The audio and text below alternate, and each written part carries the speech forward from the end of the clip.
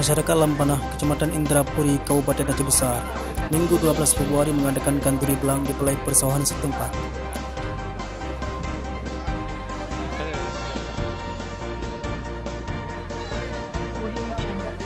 Turut hadir Kepala Dinas Pertanian Kabupaten Aceh Besar Ahmad Remizi SPMM, sekaligus meninjau lokasi pembangunan embung tahun ini.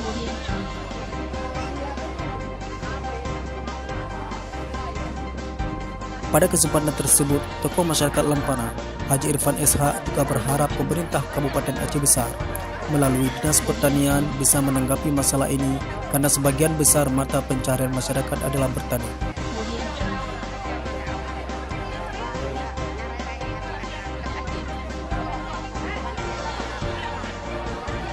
Herman melaporkan untuk Lamuri TV.